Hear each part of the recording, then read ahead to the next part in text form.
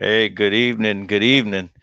We're back. It's been a while since we've done these broadcasts and this series of discussions on biblical texts, and we're going to continue our series on "Take Me Back," in which we are exploring the Genesis accounts, Genesis chapters 1 through 3.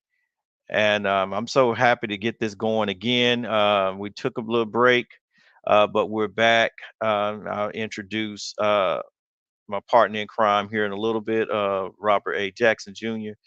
And so, just to bring us and give us a snapshot of what we're going to be dealing with on tonight, we're going to be dealing with Genesis chapter 1 in the verses 26 through 31, 26 through chapter 2, verse 4a. And the reason why it's verse 4a because that's the conclusion.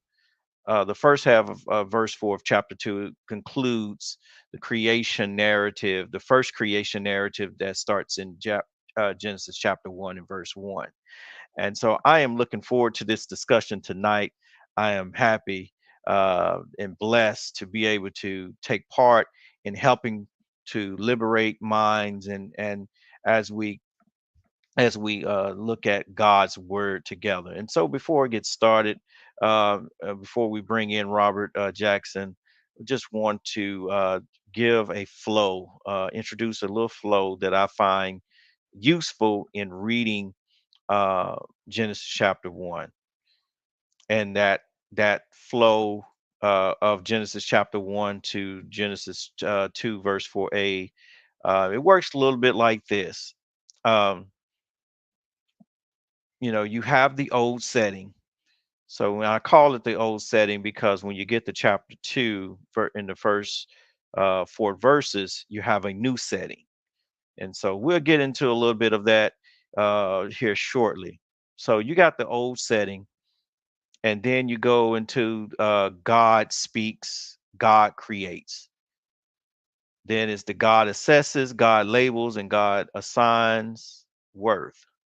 Then you have the transitions that are taking place. So when you're reading through Genesis chapter 1 and you're looking, and you're and as you are trying, looking at the content and looking at what is being said and reading what is being said by the writer, you have this consistent flow of God speaking, then God assess and labels and assigns worth, and then there's this transition.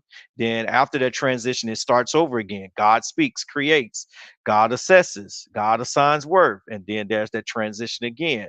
And so it is so what the author is doing, so that as you're reading, you are able to follow the thought that is being presented and be able to look at the things that are developing and are unfolding before you as you read through the biblical text. And then after you go through the last transition there in verse 31, you got the new setting, and we'll talk about that um, here shortly, of this old setting and the new setting.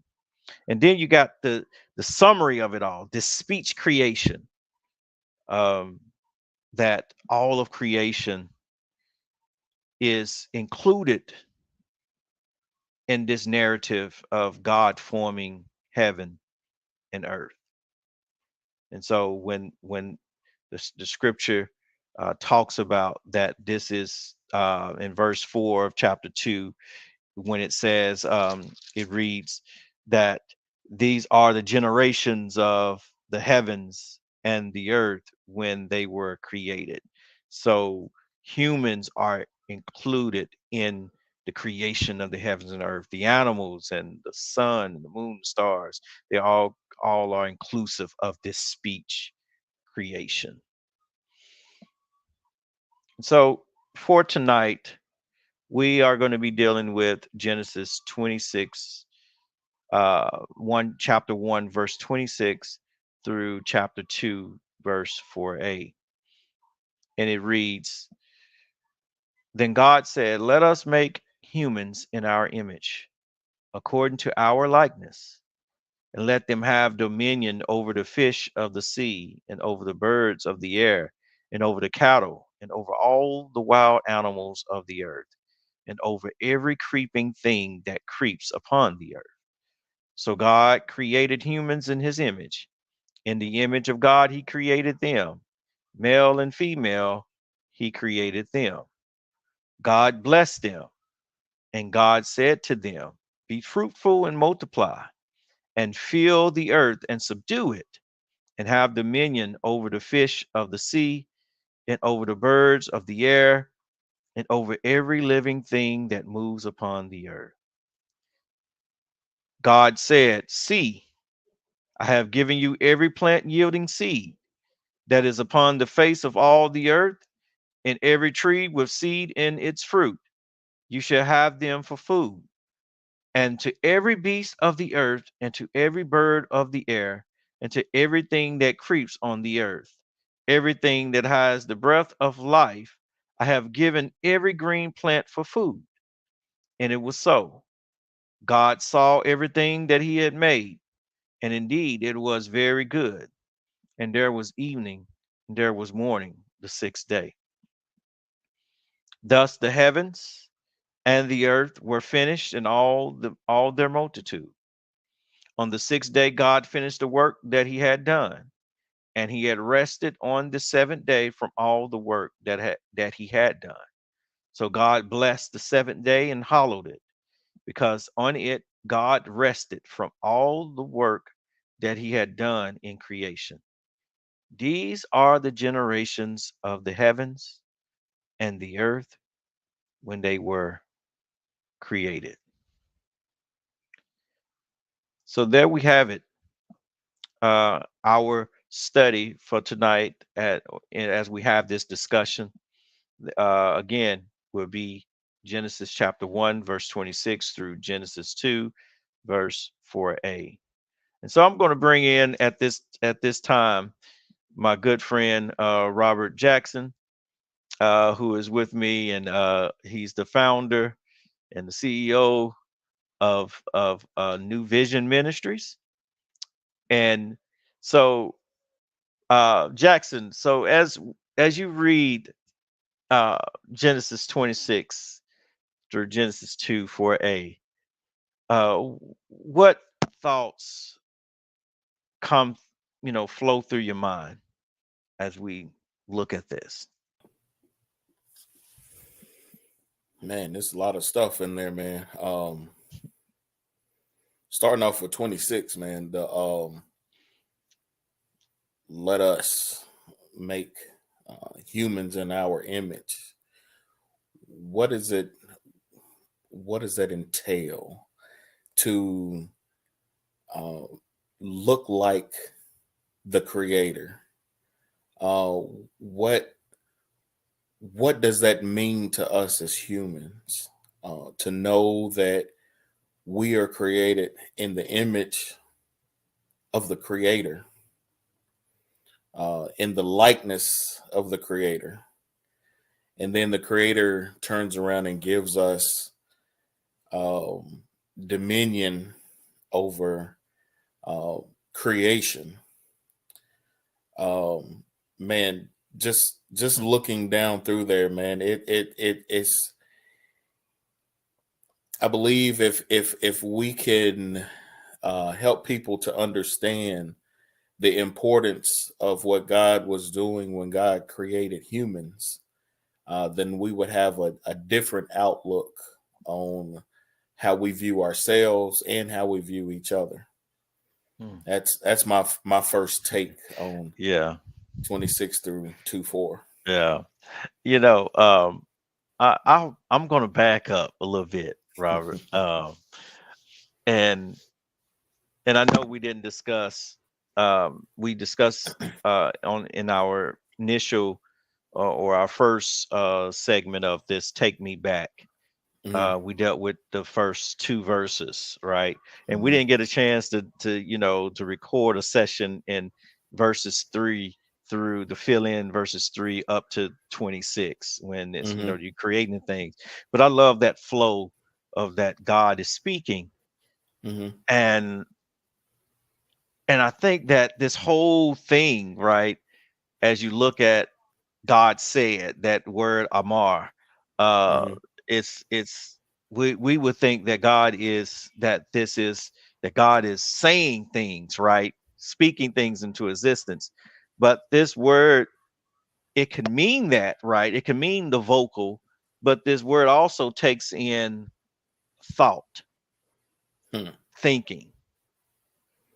And so I love if it can mean vocally, but I think that the other meaning of this word, I render it as God is thinking. So it was. Hmm. Hmm. Um, God is these thoughts.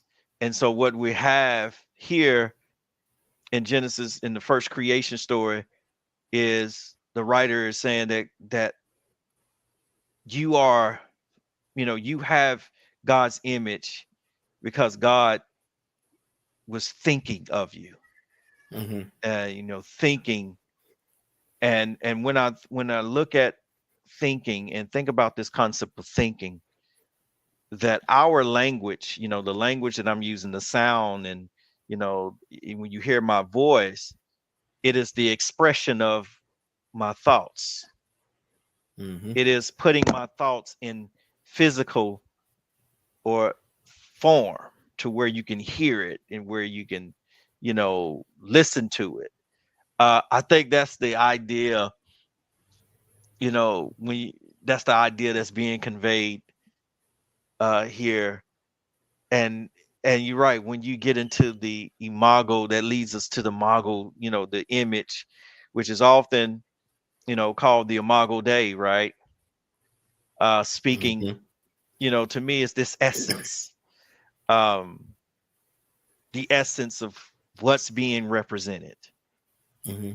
So when we look at this creation of God's creating man in our image, we're looking at this image that's being created to represent the image, right? It represent uh the Hmm. creator, the essence. And look at how this essence is doing as you read about how the essence unfolds. The essence is equipping the image to carry out its function. And then also the essence is empowering the image according to the prerogative of the creator. Hmm. The essence, let me say that again, the essence empowers the image according to the prerogative of the creator. Um, when I think about that prerogative, being created of the prerogative in accordance to, or in being empowered according to the prerogative of the creator, I believe Paul comes back in later on in Romans chapter 12, verses 3 through 8, and says that he has these gifts according to the measure of faith, right? So Hmm. that according to something, so we have these gifts, we're able to do these things that we are doing is because of God's prerogative that's been placed in us. Hmm. um when I think about, we talk about the imago Dei, um it's the image of God that's doing God's work on earth. um the image, this imago Dei, is, to me, is that it's this image that's the symbol of God's presence.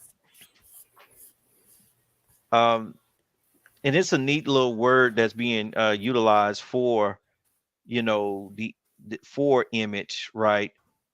um and the resemblance, right, in our image, in our likeness, to bring about this resemblance.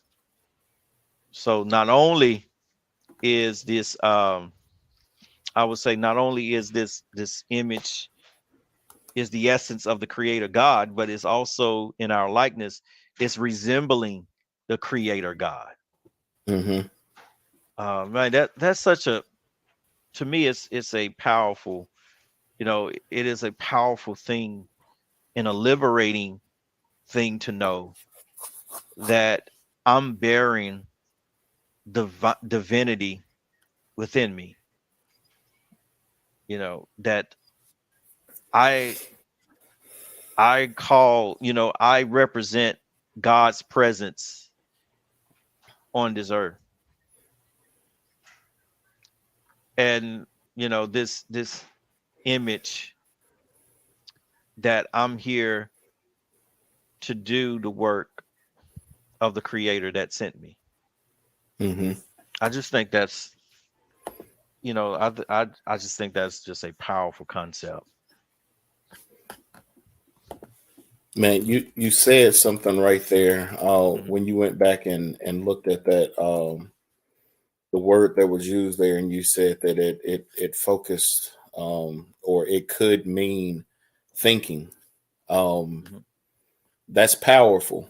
That a thought from the creator became this grand universe that we can see visually.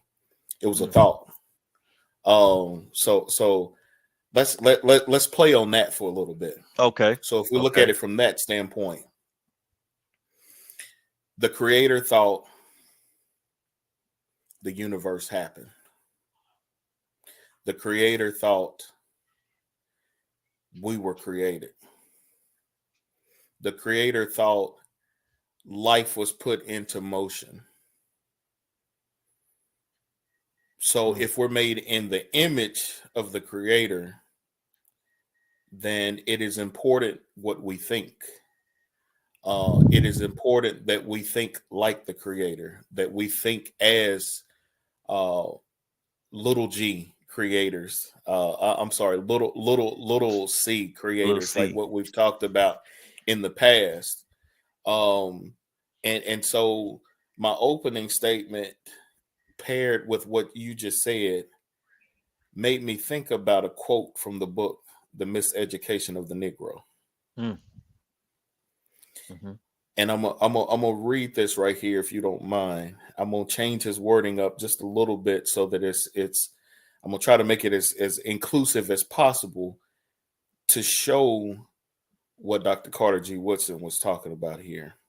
Mhm. If you can control a person's thinking, you do not have to worry about their action.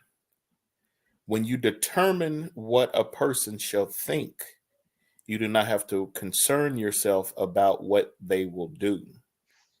Mm. If you make a person feel that they are inferior, you do not have to compel them to accept an inferior status, for they will seek it themselves. If you make a person think that they are unjust, or that they are justly an outcast, you do not have to order them to the back door. They will go without being told. And if there is no back door, their very nature will demand one. Mm. So if we believe that imago Dei, that we are created in the image of God, and it is our job to continue to be representatives, ambassadors of the creator of the universe, then it is important that uh, that we think a certain way, that we Mm. think like the creator, that we're bringing about creative thoughts, we're bringing about creativity in this world. Um, and I once again I still go back to my opening statement. If we could get people to see how important it is that the creator created each person, and that those of us who have the capacity to think, it is important about what we think, not only about ourselves but about those around us, and realizing that all of us were created in that image of God. So, and I appreciate, you bringing in reading from Carter G. Wilson, right? Um, why is it, I often, you know, think on or often reflect on this question: why is it hard for us to process that we are the image? What keeps us from fully appreciating such a passage like this Mhm. when it's talking about how we are the representation of God's thought, Mhm. and Jesus comes and models the proper or appropriates that thought Mhm. before us, because we took the thought and and if you read through scripture, right, we made a Mhm. big mess Mhm. of the thought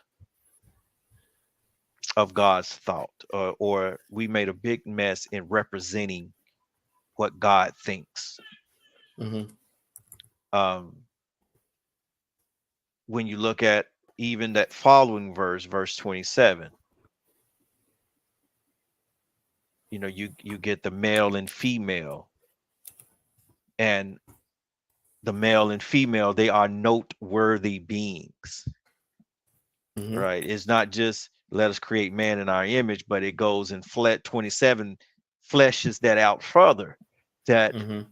I'm thinking of beings that are going to be noteworthy, beings that are going to be significant, beings that are interesting, and at times beings that are unusual. Um, so within that, in the concept of being unusual, that means that we're all, shaped uniquely. We all, our purpose has a unique component to it. Mhm. And it's just amazing how we try to get people to conform to, Mhm. and I think in the pursuit of getting people to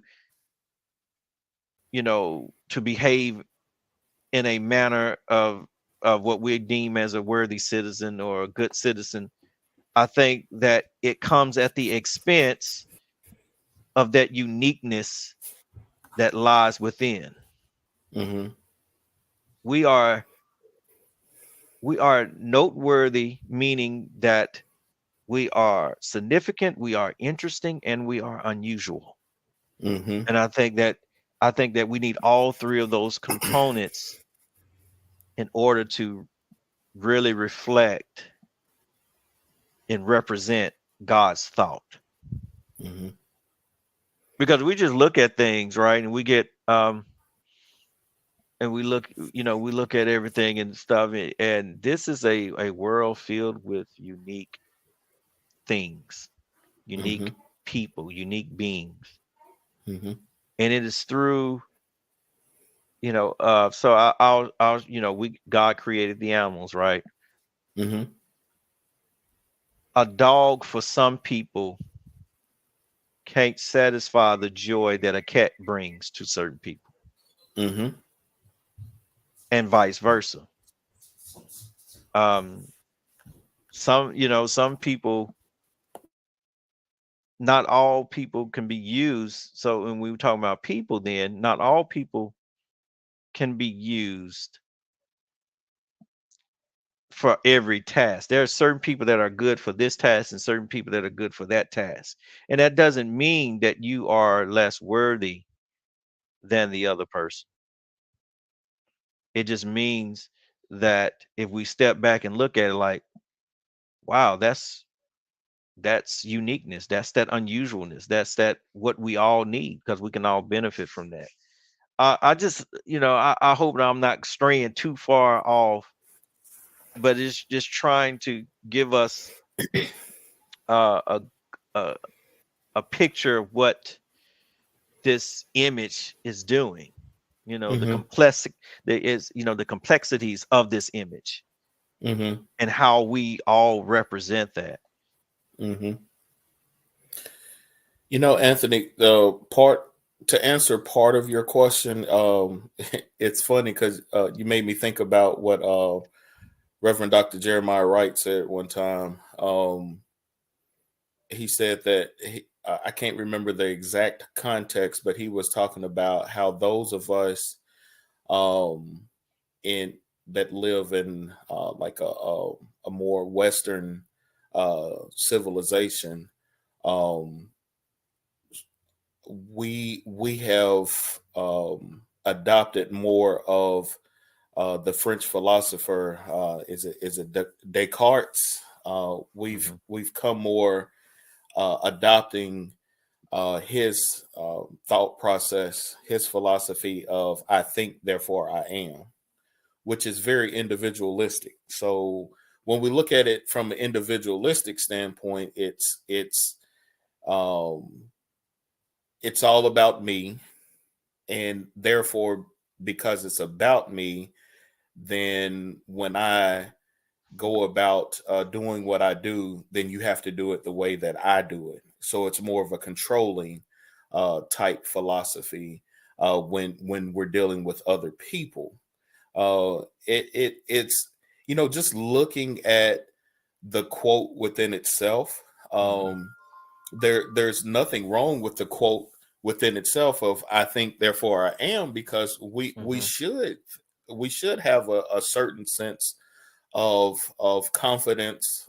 Some people say pride or whatever about ourselves. Yes, we do, but we also, if you think about what I said a few minutes ago, I said not only what we think about ourselves, but also how we view each other.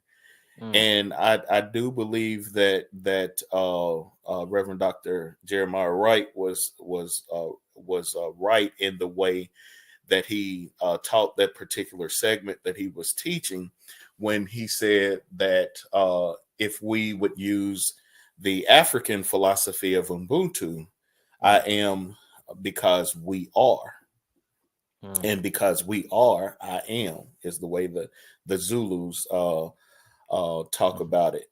So we understand that humanity is a communal thing. It's not an Mhm. individualistic thing.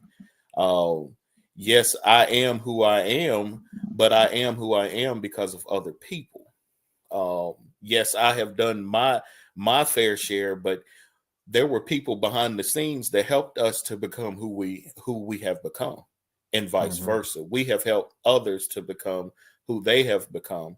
So looking at it from the African philosophy, I am because we are, or humanity towards others, and we are because I am. So I mean, it's if we look more from not only the African philosophy of Ubuntu, if we look at how that particular philosophy that Desmond Tutu taught, it goes back to the Hebrew text Mhm. of what Jesus was living out. Jesus was showing when he was here on earth, he was showing others that hey, we need to take care of each other, which goes back to the text Yeah. of Genesis. God created humanity to take care of the creation, to take Mhm. care of each other. Mm. And so somewhere along the way, we've lost sight of what God intended during the creation, as you said earlier, when God thought about it. Yeah. Yeah, appreciate that. Um, as you were speaking, I thought about um,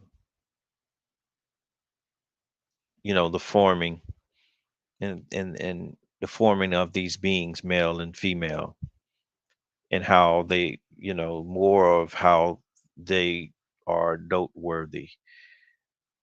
Um,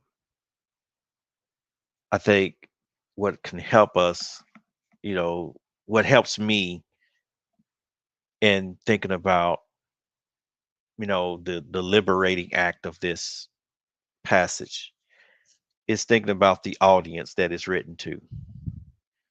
The audience is in oppression. Yes, They're yes. in bondage. Hmm. And the audience that we're speaking of is Israel, that's in Babylonian captivity. Um, and I often, whenever I teach this passage, I often bring them up because it brings up the beauty of what's taking place here with the writer in addressing their issue. Hmm. If you want to get a sense of what the people, what they are feeling, what they are sensing, I beg of you to read Ezekiel 37. Hmm. That can give you, the valley of the dry bones, right? Um, and to, at a people that has been displaced, separated, um, people that are being underserved, right? Um, stripped away of their homeland. This passage becomes, hey, that God created man and woman, and people are like, Hmm. okay, what that have to do with anything? Well, I'm a Hebrew junkie, so I often look at, you know looking at the text and looking at the words that are being used. The word for male in this passage it derives from a Hebrew word that means to remember. Hmm. And so when God creates man, the message to the people that God remembers you. God is ever mindful of you.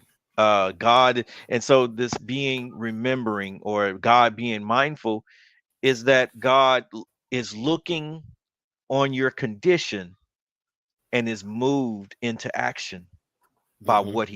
by what God sees. So when we're talking about, people who are in despair, and going through, life, and going through what we go through, and facing what we face, from a black perspective, is that this, right, it lets me know that, hey, my very present means that God is mindful of me, or that God is mindful of us. So when we talk about and when we bring in the community aspect of things, right, um we should be looking at each other and realizing, like, wow, God is mindful of me. Like, by you being here, Robert, I'm looking at you, and by hearing you talk, it lets me know that God is mindful of me. Um, and I think that the community, and I love that you brought in the community aspect of it, because we do exist, and I believe that community gives us our form and our shape, and also community helps us to overcome obstacles. And so when we said God creating male and female, that was a mess. This is this is not to teach on anatomy or whatever, but it's sending a message. Every little word that's being presented in this passage is showing that God is mindful, that God involves himself, God's self, with creation. God ensures life. God would ensure that your life is upheld. Um, and God stays in touch. When we look at, so when we talk about the Imago Dei, this image that we should be reflecting to others, that God is ever mindful of you, that God ensures life, that God is life, and that God will stay in touch with you. God is moved. In other words, when God looks at you, by us being in each other's lives, it's proof that God is moved, has God is ever mindful that he's moved to act on your behalf. And I think that's what Jesus represents. Remember, God is with us. Jesus, Emmanuel, God is with us. And so Jesus being on the earth and dining with sinners and publicans, dining with people who needed to know that God is still with them. And that's what he embodied. And I think as we are little C's, we're not only to are charged, commanded to be, fruitful and creators, but we also are charged with the notion of helping people to know that God is still with them. You got any thoughts on that? Yeah, man. Thought of another quote. Well, I say thought of another quote. Found another quote, man. Yeah. You talking about the beauty of community. Not looking at anatomy being a sign, but looking at it from the standpoint of community and creation. When it comes to male and female, um, and understanding the, I mean, if we will, the power that God gave us. There's a Alice Walker quote that says, "The most common way people give up their power is by thinking that they don't have any." So, if we don't realize the power that God has given to us as little c creators, then we're giving up that God given um God given right that we have within us. You know, being little c creators, man, that is, I don't think that's anything that I really was like taught. Sorry about the noise in the It's all background. right. I don't think that was anything that was really taught.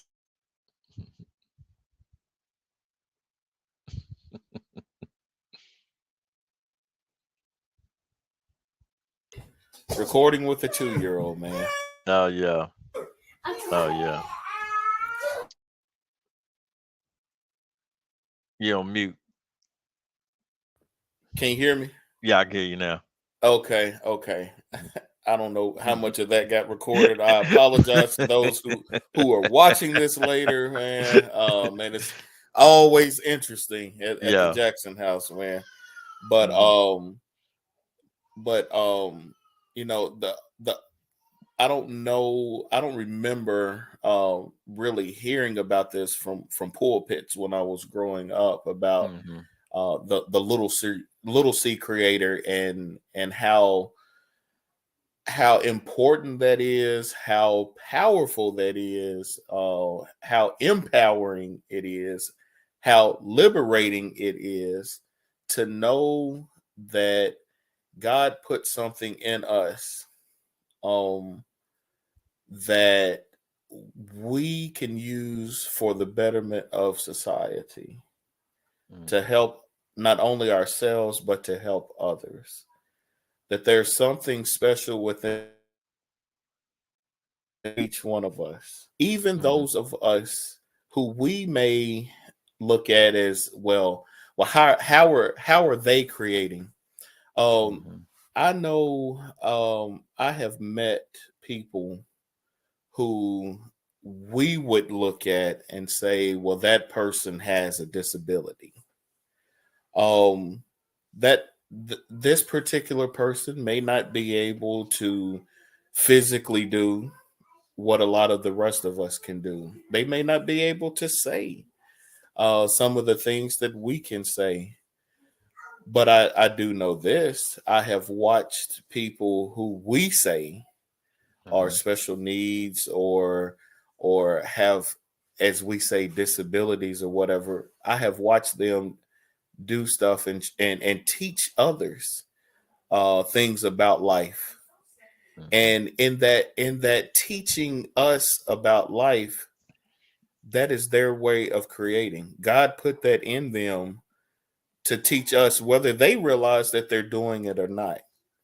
Mhm. There's a young woman that came to mind that I'm thinking about. This young woman at church. Um, her mother had a post about her a few days ago. How um, the medical community had, according to her condition, the medical community didn't think that she would make it a long Mhm. time, and she has. And just her being around gives people joy. I Mhm. mean, she can't speak like we're speaking right now. She can't walk around like we walk around, but her very presence of being in the company of others, I have watched her put smiles on people's faces. I have watched people just love being around her. Um, so that right there within itself, that's something that was put within her. Whether she realizes that she is giving that type of joy to people or not, she is.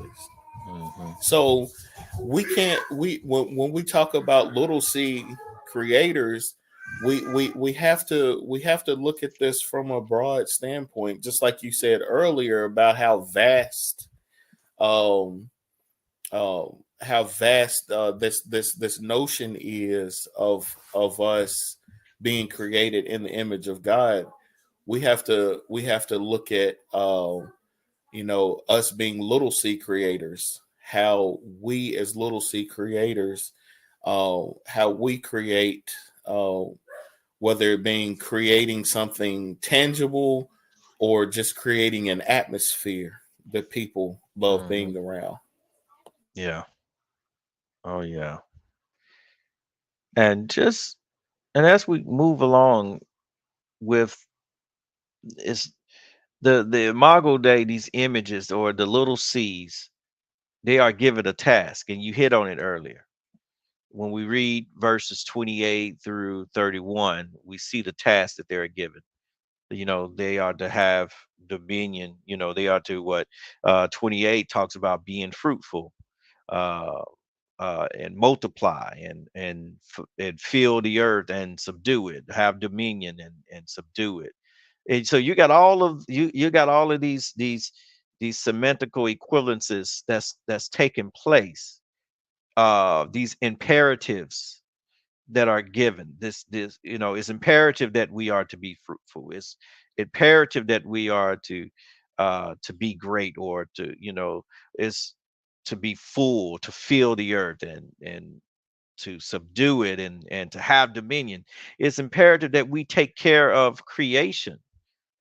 But just look at it, how this body of writing, in comparison to ancient Near Eastern other writings, that's because this passage adapts, uh is taking ancient Near Eastern writings and adapting it for the Israelites. And the beauty of this is that God creates is thinking of a creation that is filling the earth, rather than these other gods, right? These other writings of Mesopotamia, when the gods create people, they would try to control the population, right?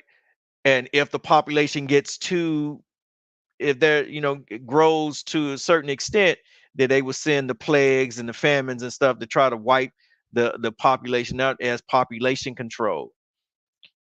But here is God saying that, no, I'm not doing no population control. I want I want my creation to feel it. with all of their problems, with all of their issues, because that's the other gods.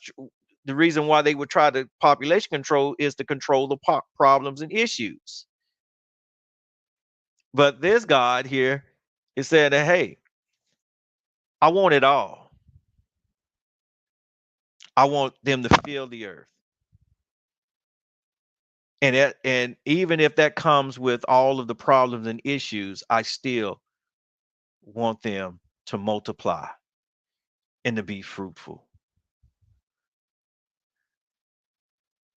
God, that lets me know that God can absorb more than we give credit, more than what we give credit for him to him. We look at certain, even in the churches, we want a certain behavior reflected.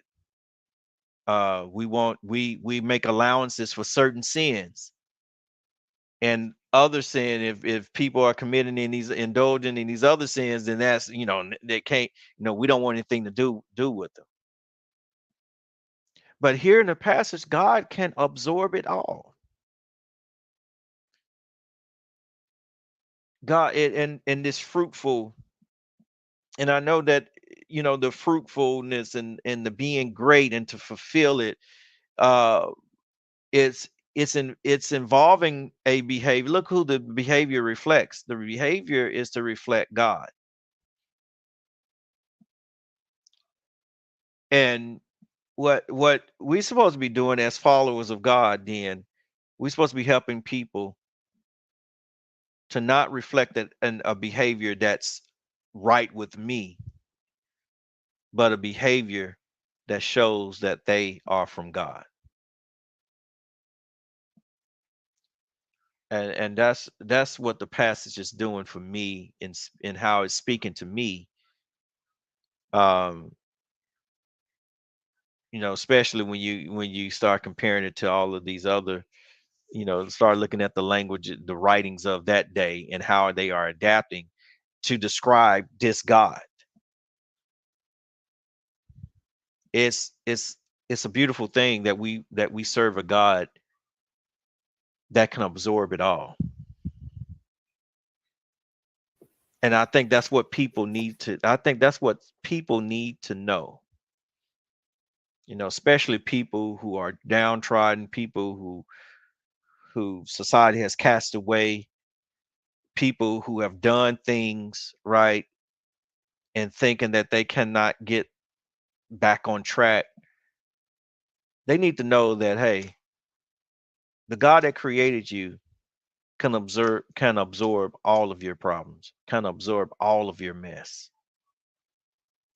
That you are not too messy for God. You can never be too messy for God. And just look at Israel, right? Israel was a big mess. They ended up in captivity because of the mess that they created. They brought upon their own headache. But here's the message to them. I still love you. You come from my womb, and I'm going to bring you back together.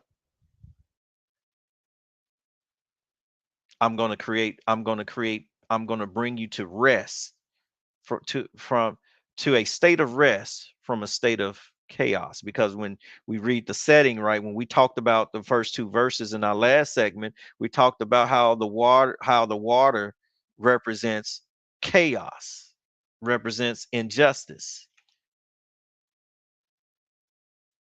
and God is creating to let them know that, hey, I can bring you back together. Oh man, that's something. That's something. I'll hush my mouth now. Hey man, I was just over here thinking. I was like, man, Anthony done said something, man. Anthony, I don't know if you've seen it or not, but there's a book out now that says that God is a black woman. Um, Mhm. I can't think of the author right now. Have not read the book yet. Hadn't listened to it on Audible, But what you just said made me think about that book, because you just said that God is Big Mama. Mm, So those of us that m- most predominantly in the African American community, I think everybody had a Big Mama, mhm, whether she was in the family or whether she was a neighbor, um, or we may just call her Grandma. mhm, And thinking about all of the stuff that happened or that would happen in a Big Mama's family, despite the kids growing up and getting in trouble, winding up on drugs or becoming alcoholics or mhm, going to jail or having other issues in life, Big Mama still love her family. mhm. Um, if we couldn't tell anybody else anything, we could tell it to Big Mama, because she was gonna love us regardless. Um, or in my case, out the lady that we call Big Mama was a neighbor. But my grandmamas, man, uh, with my grandmamas, man, it didn't matter how much we messed up. They loved us. Mhm. And so in listening to you say that right there, man, you just said that the personification of how much God loves us despite how much we mess up. You just said that God is Big Mama. God is that little grandmama that Yeah, we all loved. yeah, That neighbor that we call Big Mama, that took us all in. All of the kids love going over to the house, yeah. and because as cousins, man, it's like, man, such and such that messed up, man. Mhm. She gonna be mad, man. She gonna be mad. Yeah. But man, Big Mama still love that cousin the same way she loved you. Yes. Yes. Yes. So when we think about the big mamas, um, and what the big mamas represent, um, that's God, man. And and the big mamas become those archetypes, right? Because of that image, that's in them. They were that way because of God's prerogative, right? The creator puts that prerogative. It's according to the creator's prerogative. Um, hey, yeah, I wasn't thinking on those terms, but yeah, you gave me something now. The teacher from now on, the big mama. Yes. Um. Oh yeah. God is Big Mama. Yes. God is big mama. um. So we move on, right? Notice what God is doing to show that to show God's love. Look what Big Mama is doing, right? To show her love. Big Mama is providing food for them, providing care. Um, we see in the passages, what passages that is 20, is it 29? God said, Big Mama Hmm. said, see, I have given you every plant yielding seed that Hmm. is upon the face of all the earth, and every tree with seed in its fruit, you shall have them for food. So uh it's still it's still riding, it's still an adaptation of ancient Near Eastern writings of the deities. Hmm.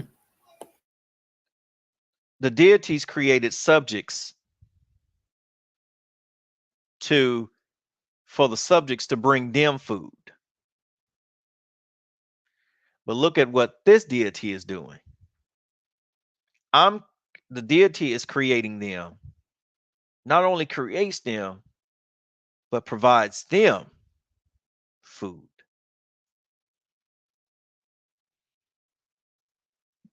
So not only you are you can never get too far gone to where I can't will you back in. But I'm also willing to provide for you while I do it. I'm willing to make ways of provisions of taking care of you while I'm willing you in. Um, I could think of times, reflect on times in my life, especially in my early 20s. um, man, when I thought I was I thought I was gone. I thought I was too far gone. Um, if you asked the 20-year-old Anthony, would he be doing what we're doing tonight? 20-year-old Anthony would call you everything but the child of God, right? Um, never pictured himself, but that just goes to show that while God was willing me in, God was making provisions for me to take care of me. Um, and so when you look at the Genesis account, um, God is showing them that, hey, I'm not only a creator, you have my image. I'm going to make sure that I do everything to help you reflect who I am. I think that's how deep God wants you to reflect God. That's how deep God's love is. That I want I want to show you off, and I want you to show me off. You know. Um. So yeah, man. Oh. Bro, you got me over here, man. Uh. You got my little grandmamas on my mind, man. Yeah. And what you're saying about how God reacts with us, man. Not only did I create you, but I'm going to provide for you. Um, Mhm. and going back and I hope this by me giving these examples, I hope that it's helping someone who will be listening to it to make it real for them. Yeah. To the looking at the text, but helping them to get a personification of what we're trying to teach here.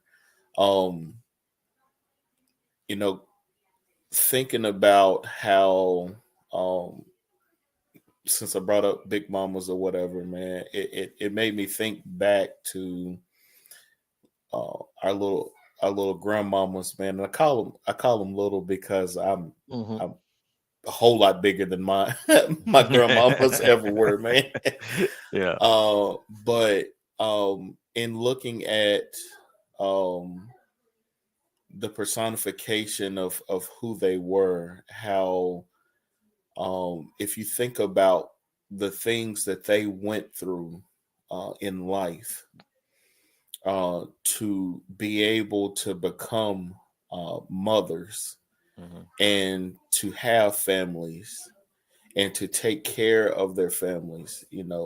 There were some times that some of our grandmothers,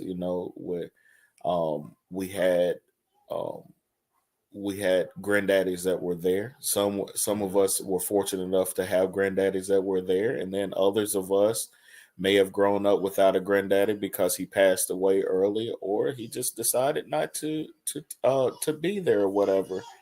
But I'm thinking about how these women, how they, despite the stuff that they were dealing with in society, um, not being able to have certain jobs because they were black women, not being Mhm. able to have certain jobs because they were women, but them giving the best of what they had, Yeah. uh, them giving the love that was put in them understanding what it meant to be a little C creator. Mm. Them, even though they may Mm. not have had much, they always provided what they could, and our parents had what they needed. When we went to visit, last time I checked, every time I visited my grandmother's, I mean, even if it was nothing more than cereal or some beans, we always had food. Mhm. They may not have had much money, but we always had something to eat. We had a place to stay. We had food. We had clothes. So, I mean, Mhm. them providing the necessities of life, and looking at what God did here in verse 29, Mm. uh giving the Mhm. seed bearing plant, making sure that God's creation had food. Mm. Yeah. Mm. I created you. I look, as if if we be honest, thinking about what our mamas used to say to you, I brought you into this world and I Well, sure enough take you out. yeah. I brought you into this world and I'm going to take care of you. I'm Yeah. going to feed you. I'm going to make sure you're provided for. Yeah. And that's what God does here for God's creation in verse 29 of creating, not only, creating the creation of the little C creator in God's image, but also taking care of Mm. this creation, and Mhm. also, like you said earlier, wanting this creation to be fruitful and multiply, teaching the necessities of life, teaching, Mhm. a lot of our parents, seeing the potential in us, Yeah. that we could do more in life than what we thought that we could do. You Yeah. just said earlier, the 20 something year old Anthony would have never seen himself at this point. There was somebody somewhere. Yeah. There was somebody somewhere that helped you to tap into the little C creator that was inside of Anthony, to be able to get Anthony to this point right here, to be able to give back to others, to help them to get to the next level of being little C creators, being whatever Mm. that little C creation is that God Mhm. has put within them, helping them to bring that out of them, helping them to understand that they are important in the eyes of Mhm. God, and that it does not Mm. matter how much we have messed up in life, God can still Yeah. bring us Yeah. back to what God intended for us to be. Yeah. Yes. And verse 31 talks about that God looked over everything that he created and saw that it was good. Um, I think that is when you think about that and you think about Jesus with sinners and publicans, people are getting mad. People getting mad that Jesus uh, is allowing this harlot to crash the party, to wash his feet with her tears, and to dry his feet with her hair. I think that Jesus looks at these people how God looks at them. you're good in my sight. Jesus don't allow their failures to keep him distant, or he doesn't allow their failures to be the barriers to keep him from them.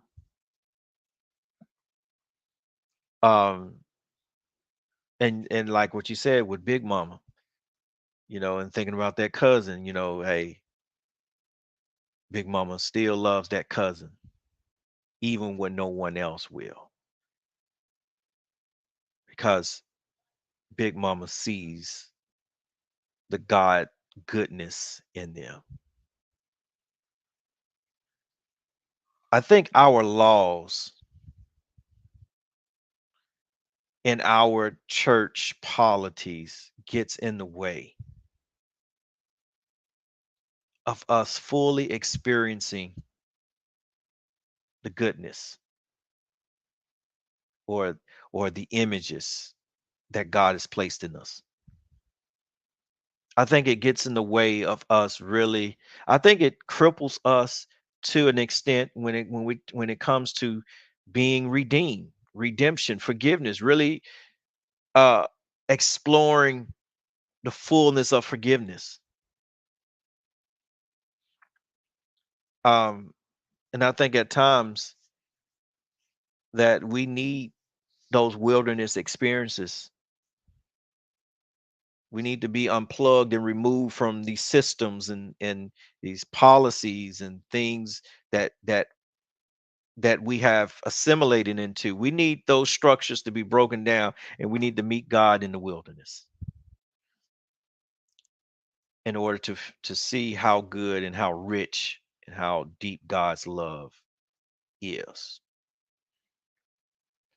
Um, when you get into chapter 2, which is continuing the narrative, right, is bringing everything to a rest, so that we can experience this divine rest. We can't experience divine rest because injustice is in the world, still in the world. We can't get to a place of divine rest because we're still looking at each other and dismissing each other because of some differences that we have, or we dismissing each other because of some issues that we don't or issues that you have that we don't want to be affiliated with. And when you look at all of what's going on and you're looking at the people that is being addressed to, God is still seeing them how God purposed them to be, what God thought of them. It's just like this. I saw this picture some years ago in undergrad, and it was a picture of these old people looking at each other, but in their minds, they still saw the younger, beautiful versions of themselves, of each other. And I think that's how God looks at us. No matter how muddy we get, God still has that image of goodness in God's mind. And I think it propels God to go the extra mile for us, even when we're not deserving. And so here we have this old setting of chaos. And as we go through, God is making it and bringing things together. We end in chapter 2 with a beautiful picture of divine rest. Um, and divine rest, I see, only happens when you allow God to do what God wants to do, needs to do, wants and needs to do. So, any last comments as we get ready to land this plane for the night? Man, you're talking about allowing God to do what God is going to do. One of the things with that is us taking a step back and paying attention to that.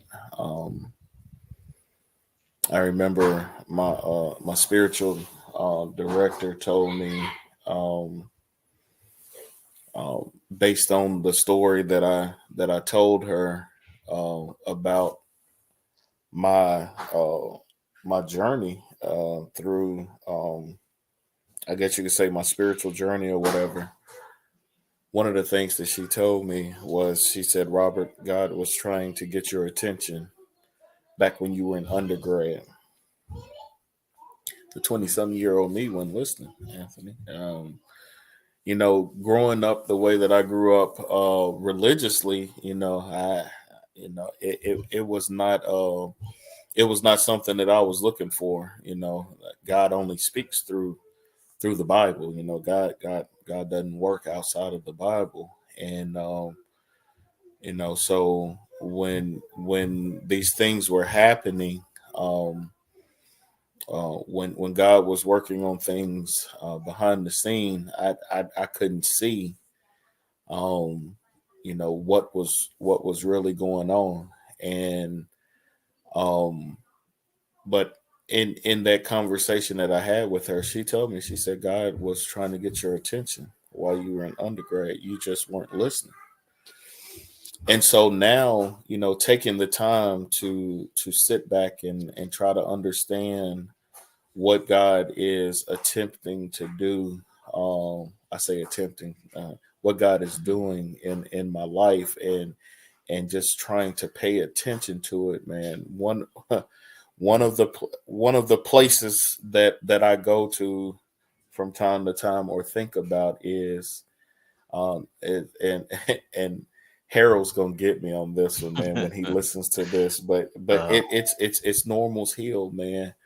Um, Being there in Normal, Alabama, to know that was the place mhm, that all of this, the Robert that people are watching right now as they watch this right here, that Robert actually was being formed, um, uh, at, on on the campus of Alabama A&M. I'm looking at it as me going to school. I'm not yeah. looking at it from the standpoint of God's working on me. I remember a situation to where one of my roommates told me something that was personal to him, and I remember uh, locking myself in the bathroom and crying about that. Mm, To know that another human being felt the way that they felt about someone within their family, because I hadn't experienced that, but sitting there and almost feeling this person's pain.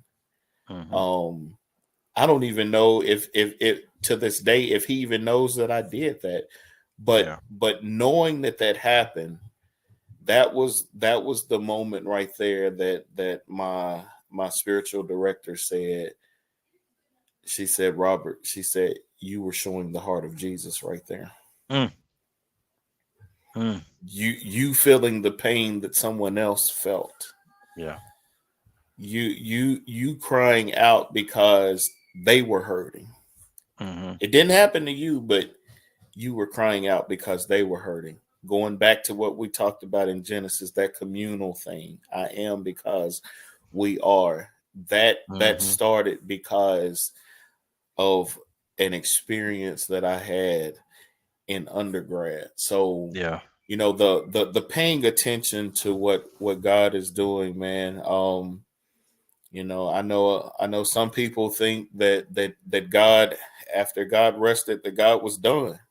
Mhm. Some people think that when the canon was wrapped up, that or I should say that what we consider to be the canon, I think that some people thought that God was done. Yeah. Uh, but I don't believe God's done. Yeah. I Yeah. do not believe that God's done. And even though Mhm. we have the holy canon that we look at, I still think I still look at I think about and I believe what Paul said when he said that we are living epistles that are read daily. Yes. So I'm crazy Yes. enough to believe that the canon is still being written Yes. because Yes. God is not done. Yes. Yes. Oh, man, this tonight has really been a blessing. Robert, Brother Jackson, I appreciate you always. I look forward to you coming back again. We will be back again next month, um, with another one as we continue on in Genesis 2. We'll be picking up again following 4b in dealing with the creation of Adam. We are looking forward to that discussion because we'll have a guest with us, Rabbi Alana Suskin, who will be with us, uh, and and she's going to share her knowledge and be able to dine with us. That's I'm looking forward to that conversation, Robert. I know you're looking forward to that conversation, and we have some more guests that's coming on in other segments of the Genesis as we continue to explore Genesis chapter 1 through Genesis chapter 3. Um, that's it for us tonight. Hopefully, that we've said some things that will help you in really, looking at this body of writing and to know and to see its liberating and uplifting aspects of it and how it speaks to our souls and our conditions and circumstances today. Um, you know just keep just we'll keep on at this. Please continue to support us. Please continue to watch us, share our videos, share this, because this is meant for to be these broadcasts are meant to be shared and to be, to use, and have a Bible study, use it as Bible studies and things of that nature, because we really want to help uplift and liberate the souls of God's creation. um if there's nothing else, Rob, we're gonna conclude this thing. Like I said, once again, I appreciate you coming by, brother, and appreciate you doing this series with me. And it's gonna get better and better. um so to you all who will be watching this broadcast, I like to bid you farewell. And if you need to get in contact with me, you can reach me by email at Anthony, um, or pal underscore 79 at yahoo.com. Um, so that's my email address. Please feel free to shoot me an email to ask me any questions, or if you have a question for Robert, I'll make sure that I'll share your question with him, and then at our next broadcast, we'll be sure to answer those questions that you have raised. So we bid you farewell. May God continue to bless you, and may God keep you. That's my prayer. Thank you and good night.